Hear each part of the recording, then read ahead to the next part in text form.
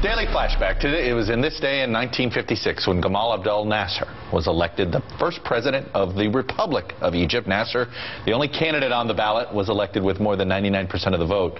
I guess they had a 1% undervote. Egypt's new constitution was approved at the same time. 55 years later, Egypt is once again approaching an actual election, and in the process is drafting in an actual constitution. All right, now it's panel time. Mark Murray, my right hand at the NBC News political news, Christina Bellantoni of Roll Call, Reed Wilson of a place I'm very familiar with, of the Hotline. 2012 time, let's start with that. And I want to start with a little Newt Gingrich.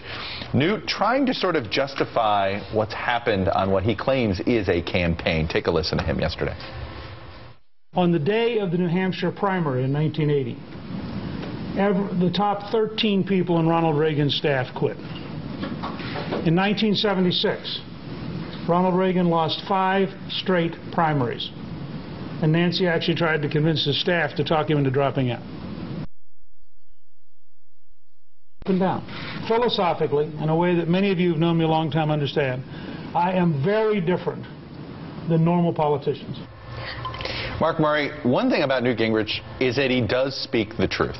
He just said, I am very different than normal politicians. That is a fact. That is not a truth. It is a fact. It's a good thing and also a bad thing. And we've seen over the last 3 or 4 weeks very bad things. So he has been right that there have been a lot of ups and downs. But there's been nothing but downs for him over the last several weeks. And that's really problematic for him. Particularly, he's trying to get from that second tier of presidential candidates into that first.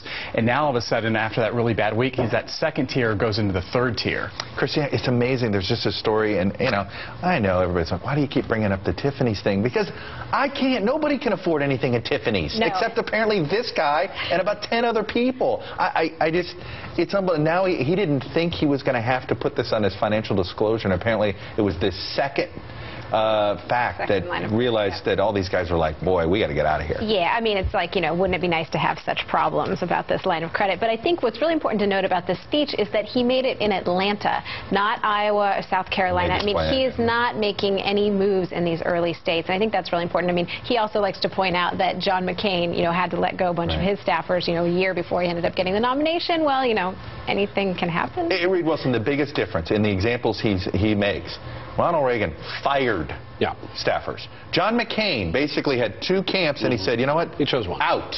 I'm going with this camp. Newt got fired. I mean, that's what Newt got fired. He basically did. Look, a lot of his top strategists had allies or feet in other camps, if you will. That frees a lot of them up. You know, look, Rick Perry is a huge winner in this. 2 of his top staffers, Dave Carney was sort of Rick Perry's political mind, was doing a lot of consulting for Gingrich. He's gone now. Rob Johnson, who was going to manage Gingrich's campaign, was Perry's manager. So now Rick Perry's got a staff that's ready to go. I want to plug your power rankings. You put them out today. I'm not crazy about your number 2, Tim Pawlenty, but we'll talk about that in a few minutes.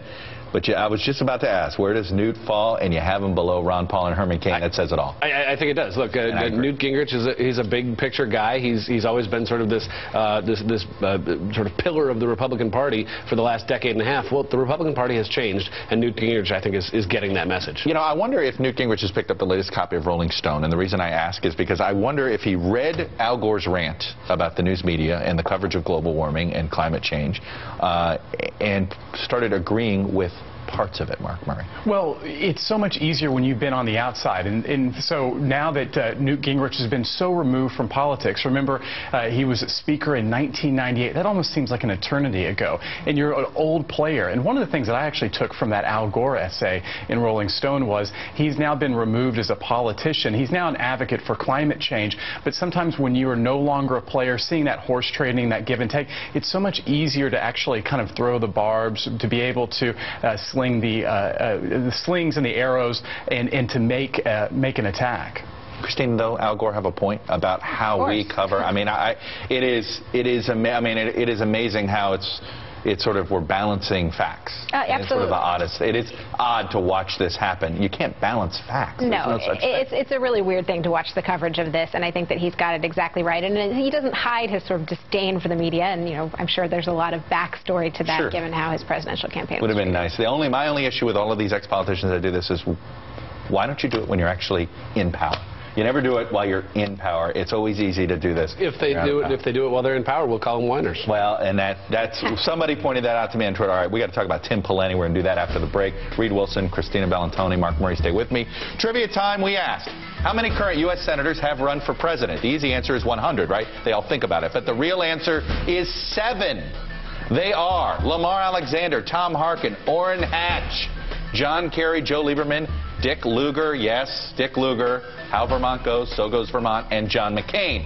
And the bonus question, how many of the former presidential candidates currently sitting in the Senate are running for re-election in 2012? The answer is 2, Hatch and Lugar. Lieberman is retiring. Question, of course, is, will Hatch and Lugar come back? Up next, the panel is sticking with us to talk about why Tim Pawlenty is acting like he's got everything to lose and very little time to get this done. You're watching The Daily Rundown, only on MSNBC.